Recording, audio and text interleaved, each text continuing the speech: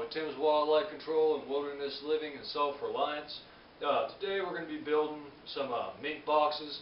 I had a few of them scattered along that creek side bank that you all saw in the first video where I showed you how to set that number 11 double long spring for coon. That creek rose pretty good and wiped out all my traps and all my boxes that were on it.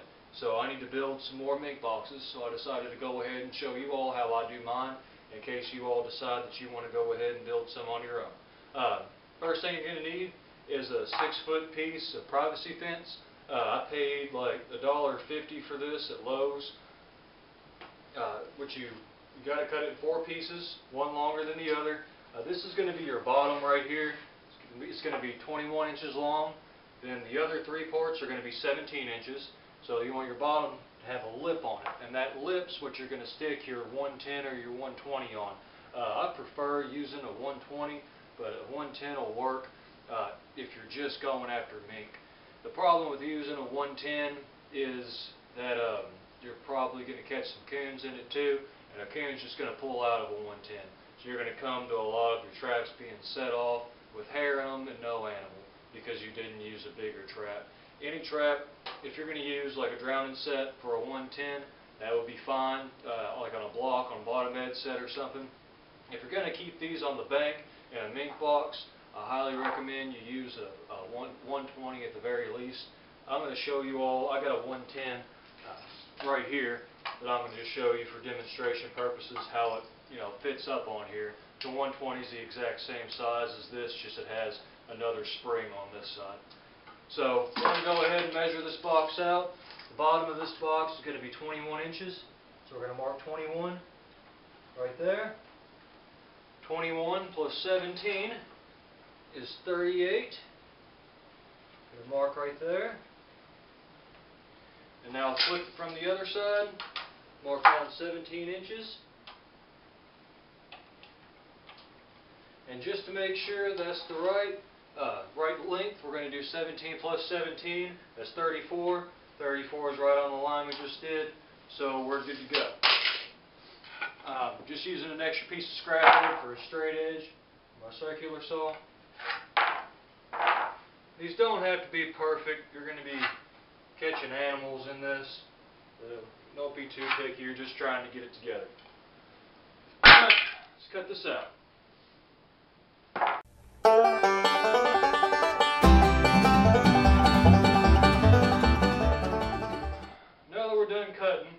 You can see we got 3 pieces that are the same length, and we got 1 piece that is a little longer, and that's how we want it. We're going to go ahead, if you're going to use a nail gun, which I've got a brad nailer up there, but I just have 2-inch brads, just got 2-inch brads for it, but if you got smaller brads for your brad nailer, that would be ideal to use on this. But what I'm going to use to show you all, I've got a 1 1/4 inch finishing nails.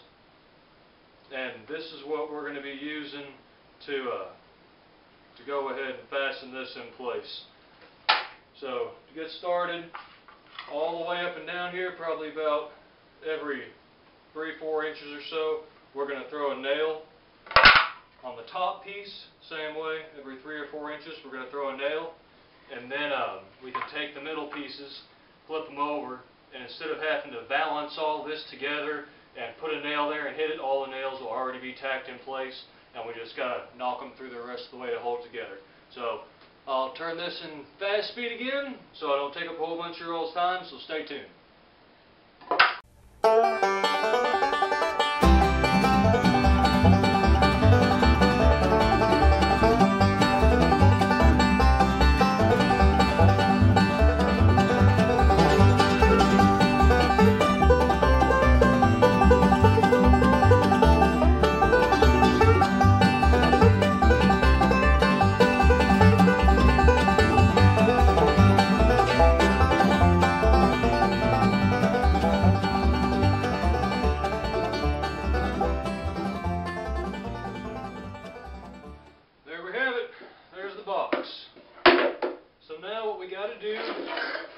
This back, because when we throw our bait in here, we want this to be the only direction that they're coming in at.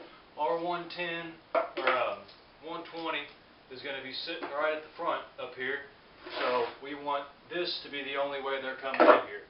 We want this to be sealed up, but we don't want it to be closed off. We want air current to be able to come through here to push the scent of our bait out so they can smell it. If we put a box on here, they'll still be able to smell it if they're in the general area, but it won't be like a setup in the open.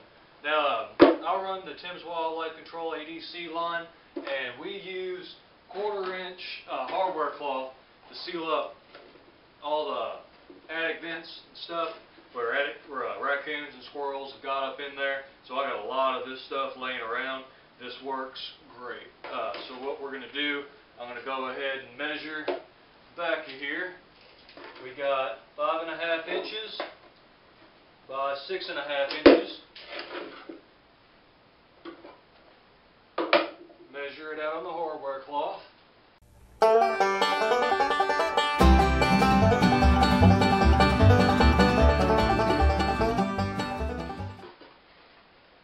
This will fit right on there just like that. This will allow the animal, or will not allow the animal, to reach in and grab that bait in the back. But what it will allow is an air current to go through here and push the smell of that bait on out. So it's blocked off so the animals can't get to it, but it's not blocking the scent off. To hold this on, you can use larger staples and pound them in, but a staple gun works just as well. So just going to staple one on each corner, hold it down.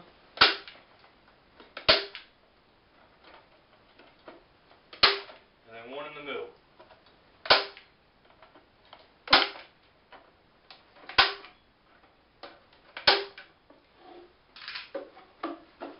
There's the back.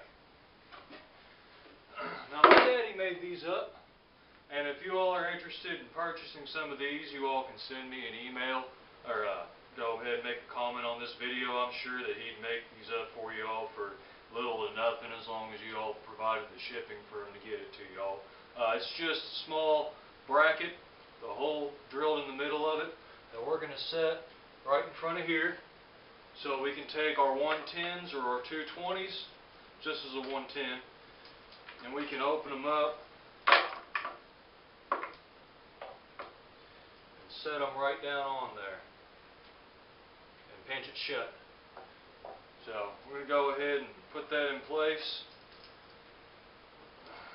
We go ahead and set this off. I've got my finger on these. It ain't gonna kill you, but it ain't fun.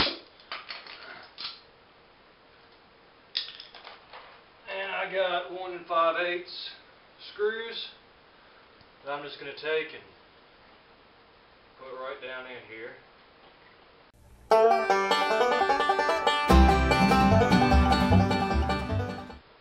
Alright, next step we're going to do, get you a drill bit, throw it in your drill.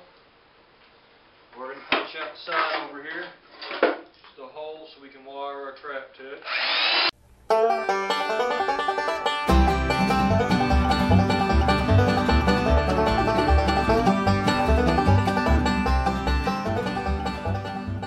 Here's your Mink Box. Set her up in place.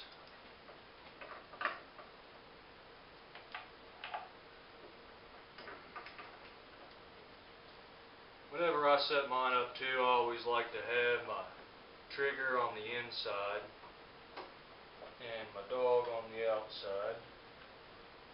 So that way they really got to commit and stick their head in here. But when you're setting this up, if you ain't wired nothing, I'd recommend taking you a stake and putting your stake right on through there and holding it down. I also don't recommend using these 110s out of water. Use them completely submerged. This is just for, showing you how it's set up. You want to use at least a 120 for your Mink Boxes, which is this 110, the same size as this 110, but instead of having one spring, it's got two. And when you're setting these up, to make sure they ain't moving nowhere, go ahead and take you a couple pieces of rebar stake and put a piece going down in that spring and a piece going down in this spring. For extra security, if you'd like to, you could drill you a hole in the top of here, drill you a hole in the bottom of it, and throw a piece of rebar going straight through the top, actually holding the trap down itself too, and then you won't have to worry about those two over there also. But, you know, get imaginative. It works for me, might not work for you. It works for you, might not work for me. Critters are critters. So, but that's it right there. There's our mink casket. So, let me know what you think. Go ahead and show me if you like this or not by clicking the like or dislike button. Love to hear back from you all. Send me a comment. Share as much as you like. Subscribe. I'm the Kentucky Hillbilly with Tim's Wildlife Control and Wilderness Living and Self-Reliance. Thank you very much for your views, and keep your nose in the wind.